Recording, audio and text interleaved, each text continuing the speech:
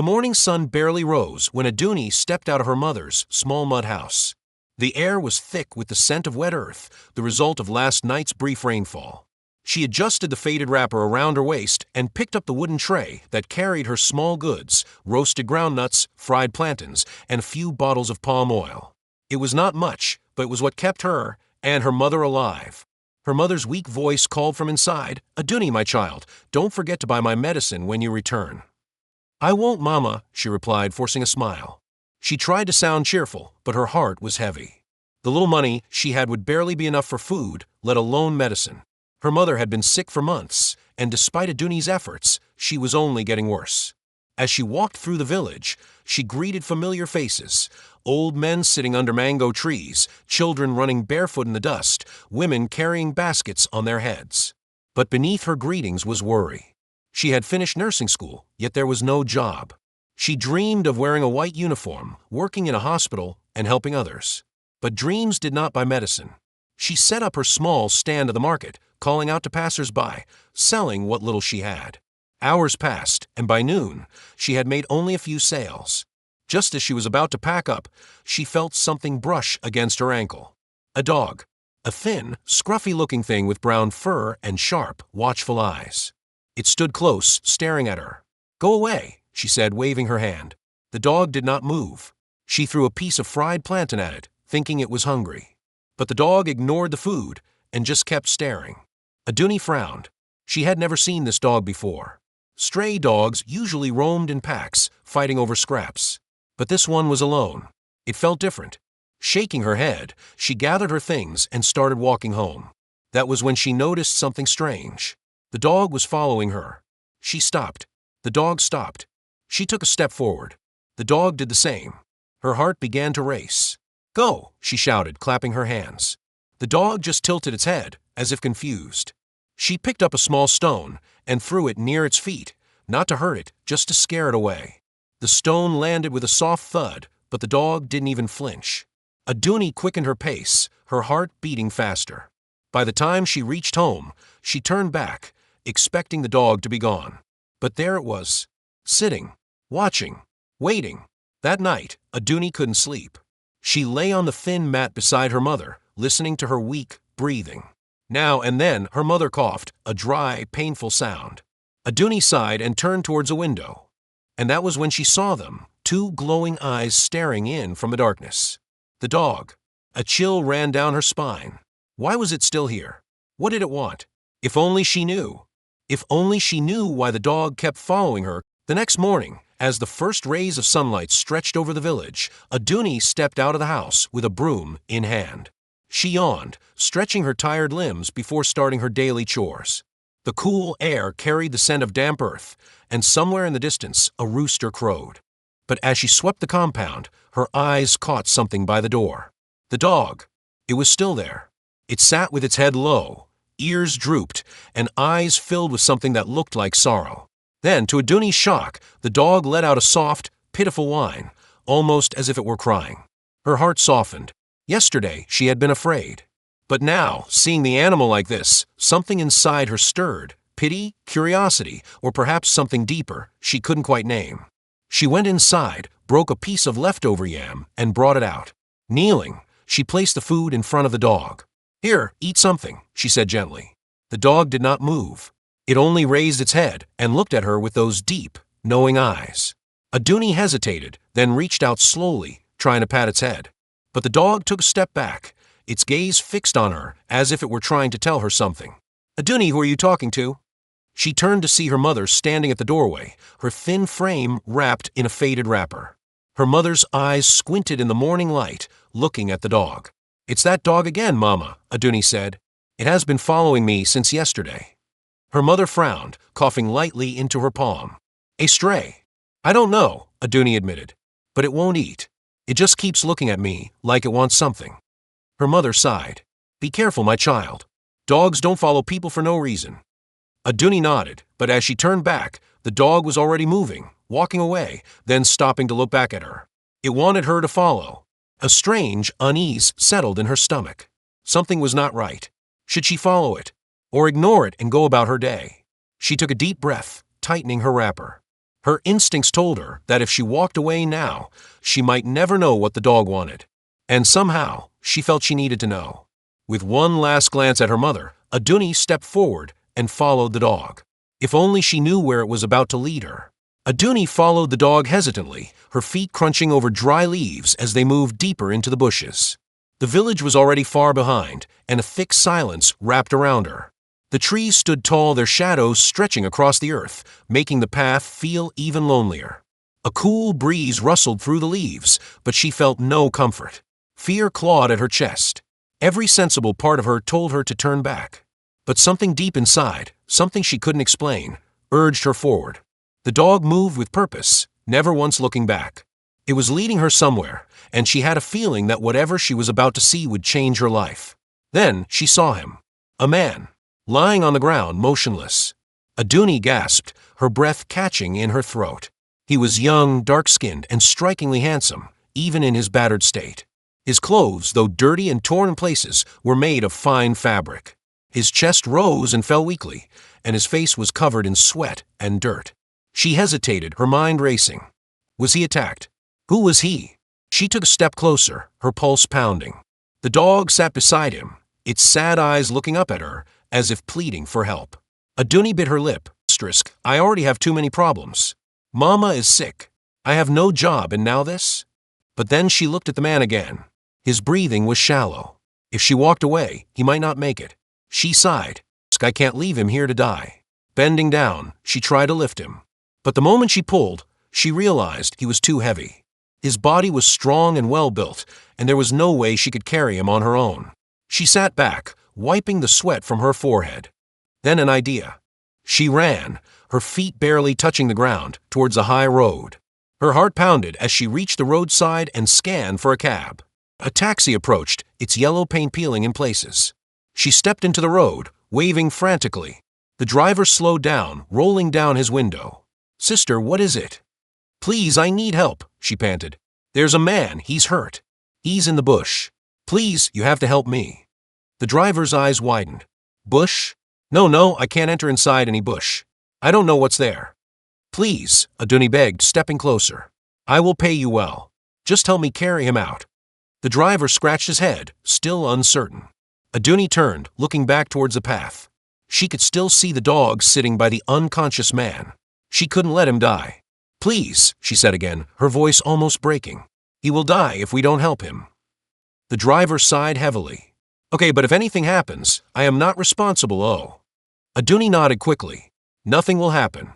Just come with me. She turned and ran back, the driver reluctantly following. The dog stood up as they approached, wagging its tail. Maybe that's why it was following me. It needed me to save its owner. Before Ricky Jones found himself lying unconscious in the bushes, before Aduni followed a mysterious dog to save his life, Ricky had been a man who had everything. Wealth, power, a beautiful fiancée. He was one of the most eligible bachelors in the country, a billionaire businessman known for his intelligence, charm, and influence. His face was always in the headlines, whether for his successful companies or his high-profile relationship with Patricia, the stunning, elegant woman who had captured his heart. But there was one thing Patricia never captured, his dog's heart. It all started years ago when Ricky found a tiny, shivering puppy on the streets. The poor thing was soaked from rain, barely breathing. Something about the puppy's weak cries pulled at Ricky's heart. He bent down, scooped it up, and took it home. After searching for an owner and finding none, Ricky decided to adopt him. He named him Jimmy. From that moment, Jimmy became more than just a pet, he was family. Wherever Ricky went, Jimmy was there. They developed an unbreakable bond. When Ricky had a rough day, Jimmy would lay his head on Ricky's lap, comforting him in silence. When Ricky was happy, Jimmy wagged his tail excitedly, jumping around like a little child. But there was one problem. Patricia hated the dog. She wrinkled her nose whenever Jimmy came near. That thing is always shedding fur everywhere, she would say. It's dirty, Ricky. Jimmy, in turn, didn't like Patricia either. He growled when she got too close, barked when she touched Ricky too much, and refused to let her near his little bed. At first, Ricky found it funny. He's just protective, he laughed one evening when Jimmy barked at Patricia for sitting too close. But Patricia was not amused. I don't like this dog, Ricky, she said firmly. So? Ricky raised an eyebrow. You don't have to like him. Well, I don't, she snapped. And I won't live in the same house with an animal. Either the dog goes or I do. Ricky sighed. He loved Patricia. He had already bought her an expensive diamond ring. Their wedding was in a few months. But Jimmy was his best friend. He tried to convince her. He's harmless, Patricia. He's part of my life. But she wasn't listening. I won't marry a man who chooses a dog over me, she said, her voice cold. Ricky looked at Jimmy, who sat quietly by his feet, looking up at him with big, trusting eyes. He made his decision. He didn't throw Jimmy out. He didn't give him away. Instead, he built him a small but comfortable home outside his mansion, a space where Jimmy could stay, play, and rest. Patricia wasn't happy, but she let it go for now. Ricky thought everything was fine. He had no idea that Jimmy had sensed something he hadn't, and that very soon, the dog he saved would be the one trying to save him. Ricky had no idea that while he was building a future with Patricia, she was building a future without him. For months, she had been weaving a web of betrayal right under his nose. And the worst part? She wasn't alone. She was doing it with his best friend, Kelvin. Kelvin had been Ricky's closest friend since their university days. They built businesses together, celebrated victories, and trusted each other with secrets. But Kelvin had always been jealous. He envied Ricky's success, his wealth, and most of all, his life. And Patricia? She was tired of pretending. She wanted more. Why should we wait for him to marry me? Patricia whispered one evening as she lay in bed with Kelvin, their bodies tangled in secrecy. We can take everything now. Kelvin smirked, running his fingers through her hair. And what do you suggest? She smiled, her lips curling with wickedness. We take his money, she said. Then we take his life. Kelvin raised an eyebrow, intrigued. How? Patricia's eyes darkened. Leave that to me. The plan unfolds. Over the next few weeks, Patricia played her role perfectly. She acted sweet, loving, and devoted. She spoke of wedding plans, of their future, of happiness. Ricky had no idea that at the same time, she was helping Kelvin hack into his business accounts, slowly draining money into a secret offshore account. It was perfect, but there was one problem. Jimmy, the dog, watched Patricia. Every time she whispered on the phone or met Kelvin in secret, Jimmy was there, his sharp eyes fixed on her like he knew. And he did. Jimmy started growling whenever Patricia got too close to Ricky. He barked when Kelvin visited, sensing something off. He even tried to bite Patricia once, earning himself a hard slap across the face. You better get rid of that dog, Patricia hissed at Kelvin. He's watching us. Kelvin chuckled. It's a dog, not a detective. But Patricia wasn't laughing. She had a feeling Jimmy was going to ruin everything. So she decided to act fast. One evening, Patricia called Ricky, her voice trembling. Baby, I think my car broke down. I'm stranded on the old bridge road. Ricky, being the caring fiancé he was, didn't hesitate. Stay there. I'm coming. He grabbed his car keys and whistled for Jimmy to follow. But just as they reached the door, Patricia called again. Don't bring that dog, she said quickly. It might scare me in the dark. Ricky hesitated. Jimmy growled, his ears perking up as if sensing danger. But Ricky sighed. I'll be back soon, he told the dog before locking the door behind him. Jimmy barked loudly as Ricky drove away, pacing anxiously in the compound. Something was wrong. Ricky arrived at the bridge road, but Patricia's car wasn't there. The place was eerily quiet. Dark trees lined the empty road, and the only sound was the rustling of leaves in the wind. Then, a sudden movement. Before Ricky could react, something hard crashed against the back of his head. Pain exploded in his skull as he collapsed onto the ground. His vision blurred, and he barely made out the figures stepping out of the shadows. Patricia, Kelvin, and two masked men. His breath caught in his throat. No, this isn't real. Sorry, babe. Patricia's voice was sickeningly sweet as she crouched beside him. But you have something I want. Ricky tried to move, but his body was weak. Blood dripped down his face, soaking into the ground. Kelvin laughed, standing over him. All these years, you thought we were friends. He shook his head. You were just a fool with too much money. Ricky's head spun. His best friend? His fiancée? Patricia leaned closer, her perfume filling his nose. You should have gotten rid of that stupid dog, she whispered. Maybe then, you would have seen this coming.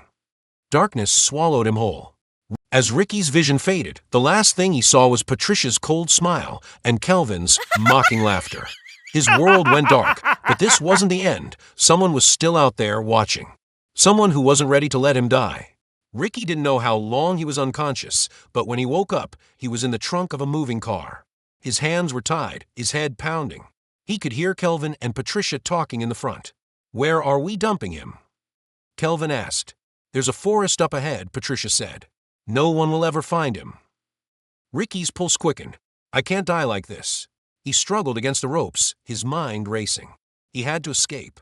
Now. Suddenly, the car hit a pothole, and the trunk popped open just a little. Ricky didn't think. He pushed with everything he had, rolling out of the trunk and into the darkness of the road. Pain shot through his body as he hit the ground hard. The car screeched to a stop. "Shit! He's getting away!" Patricia screamed. But Ricky was already running. He didn't know where he was going, he just ran. The forest swallowed him whole, the thick branches scratching his skin. He could hear them chasing him. He had to hide. Somewhere in the distance, a branch snapped. Then gunshots. Something hot tore through his shoulder, sending him tumbling down a slope. He hit the ground hard, his body limp, his vision darkening again. Back home, Jimmy was restless. He paced. He barked. He scratched at the door. Something was wrong. And then he ran. The dog sprinted through the village, his sharp nose following Ricky's scent. He ran past houses, past roads, past streams, until he reached the forest. And there, lying unconscious on the ground, was the man who had saved him as a puppy. Jimmy whimpered, licking Ricky's face. When he didn't move, the dog did the only thing it could do. It ran for help. That was how Aduni found him. That was how everything began. And that was how Ricky Jones' story was far from over. The taxi jerked to a stop in front of the small village hospital. Aduni and the driver worked together to pull Ricky out of the back seat, his body still limp, his breathing shallow. "Are you sure this man isn't a criminal?" the taxi driver muttered as they struggled to carry him inside. Aduni shot him a sharp look. "I don't know who he is, but I can't let him die." The driver sighed and shook his head. "That's your business, O. Just remember to pay me my fare." Inside, the nurses rushed to attend to Ricky, lifting him onto a stretcher. "Who is he?" one of them asked. I don't know," Aduni admitted. "I just found him in the bushes." "Then who will sign for his treatment? We need a deposit." Aduni's stomach tightened. She barely had enough money for her own problems, let alone to pay hospital bills for a stranger. But as she glanced at Ricky's face, so pale and lifeless, she knew she couldn't just walk away. Then she remembered. The gold. He still had his expensive wristwatch and thick gold chains on him. If he had been robbed, surely those would have been taken. She slipped off the gold wristwatch and handed it to the taxi driver. "Here. This should cover the fare." His eyes widened in surprise, but he didn't argue. He nodded, taking the watch and walking away. Then she turned back to the nurse. "I'll use his jewelry to pay the deposit." The nurse hesitated but eventually nodded. "Fine, but you'll have to sign for him. If anything happens, it's on you." Aduni swallowed hard. She didn't know this man. She didn't even know if he would survive. But something deep inside her told her that she was doing the right thing. She watched as the doctors worked on him, attaching drips and dressing his wounds. Jimmy, the loyal dog, sat quietly beside her, his eyes never leaving Ricky. Days passed. Aduni didn't abandon Ricky. She had her own struggles, her sick mother, her lack of a proper job, her own uncertain future. Yet, every day, she found herself returning to the hospital. She fed Jimmy, brought fresh fruits for Ricky, and sat by his bedside watching over him. And the questions never left her mind. She had examined his belongings closely. The wristwatch and chains were real gold, worth a fortune. No thief would leave such treasures behind. She didn't have the answers. But she couldn't walk away. She used some of the money from the jewelry to buy medications for her mother, but she always made sure Ricky had enough for his treatment too. Jimmy never left his side. And then one day, everything changed. It was early morning. Aduni sat beside Ricky's hospital bed, peeling an orange, lost in thought. She was exhausted. It had been over a week, and he still hadn't woken up. The doctor said it was a miracle he was even alive. But for how long? Jimmy lay at the foot of the bed, his ears twitching occasionally, as if he were listening for something. Then a movement. Aduni froze. She looked up just in time to see his eyes flutter open. A soft gasp escaped her lips. For the first time, she saw his eyes, deep, dark, and filled with confusion. He blinked, looking around weakly before his gaze settled on her. She swallowed hard. "You're awake," she whispered, more to herself than to him. His lips parted slightly, as if he wanted to say something, but no words came out. Jimmy suddenly sat up, wagging his tail. He barked excitedly and jumped onto the bed, licking Ricky's hand. Ricky's fingers twitched. He was alive. And now, the real questions could finally begin. When Ricky woke up, he remembered nothing. Not his name. Not how he got there. Not why a dog was staring at him with hopeful eyes. His head throbbed when he tried to think, and all he knew was that he was in a hospital bed, surrounded by unfamiliar faces. One face, however, kept appearing. The young woman with deep brown eyes and skin that glowed like the morning sun. The one who always sat by his bedside, peeling oranges, reading quietly, or adjusting his blankets when she thought he was asleep. He didn't know her, but something about her presence felt safe. A nurse came in later that day, checking his vitals. "Where am I?" Ricky asked, his voice hoarse. "You're in a small village hospital," the nurse answered. "A young woman brought you here. You were barely alive when she found you." He frowned. "A young woman?" The nurse smiled knowingly. "Yes. Aduni. She's been here every day since you arrived." Ricky glanced at the door where she had just left a few moments ago. "She saved me." The nurse nodded. "She didn't even know who you were. But she paid for your bills, took care of you, and never left your side." Ricky was silent, trying to process everything. "How did she pay?" he asked after a moment. The nurse hesitated. "She used your wristwatch and jewelry to settle your bills." Ricky touched his wrist instinctively. It was bare, but he didn't feel angry. Instead, a strange warmth filled his chest. "She had no reason to help me, yet she did." When Aduni returned later that evening, Ricky watched her carefully. "You're Aduni," he said, testing the name on his tongue. She paused, then nodded. "Yes. And you're?" His brows furrowed. "I don't know." A flicker of sadness crossed her face, but she quickly masked it. "The doctor said you hit your head. Maybe your memory will come back in time." Silence settled between them. Then Ricky asked, "Why did you help me?" Aduni shrugged. "I couldn't just leave you there to die.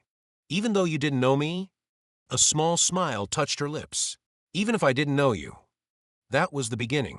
Each day, as Ricky's strength returned, so did his curiosity about her.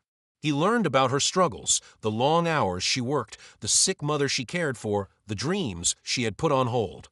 She told him about the village, the way life was simple but hard, how she once hoped to leave for a better life, but never could. And in return, he told her the little he knew, which wasn't much. Sometimes he would stare into the mirror, searching his own reflection for answers. Who was he? Where did he come from? Why did someone want him dead? But every time his thoughts became too heavy, Aduni was there to pull him back into the present. They talked. They laughed. They walked outside together when he was strong enough. And one day, something changed. It was a quiet afternoon when Ricky caught himself staring. Aduni was seated by the hospital window, braiding her hair absent-mindedly, lost in thought. The sunlight kissed her skin, making her look almost golden. And in that moment, Ricky felt something stir inside him. He found himself watching her smile, noticing the way her dimples appeared when she laughed, the way her eyes lit up when she talked about things she loved. He didn't know who he was, but he knew he wanted to be around her. "Aduni," he said one evening as they walked outside together. He hesitated, then smiled. "Thank you." She raised an eyebrow. "For what?" "For everything," he said simply. A faint blush colored her cheeks, but she quickly looked away. "It's nothing," she mumbled. But it wasn't nothing. It was everything. The days turned into weeks. Ricky grew stronger. His wounds healed. But something else was happening. Every time Aduni walked into the room, his chest tightened. Every time she smiled, he found himself smiling too. She had become his safe place. And Aduni? She felt it too. At first, she told herself it was gratitude. After all, she had spent so much time taking care of him. But that didn't explain why her heart raced when he held her hand for support. Or why she missed him when she wasn't by his side. Or why, one evening, when their hands brushed accidentally, neither of them pulled away. They didn't say it. Not yet. But love was there. Growing. Waiting. Until one day, it could no longer be ignored. One cool evening, as the sun dipped behind the hills, Ricky and Aduni sat on a wooden bench outside the hospital. The air smelled of fresh earth after a light drizzle. Jimmy lay at their feet, his tail wagging lazily. Ricky turned to Aduni, his gaze soft but intense. "You've changed my life," he murmured. Aduni laughed lightly. How? You don't even remember your life before. He reached for her hand. Maybe I don't. But I know this. I don't ever want to lose you. Her breath hitched. For a long moment, neither of them spoke. Then, slowly, Ricky leaned in. Aduni's heart pounded. She had never been this close to him before, never noticed how warm his breath felt against her skin, never realized how much she wanted this. And when his lips met hers, everything else faded away.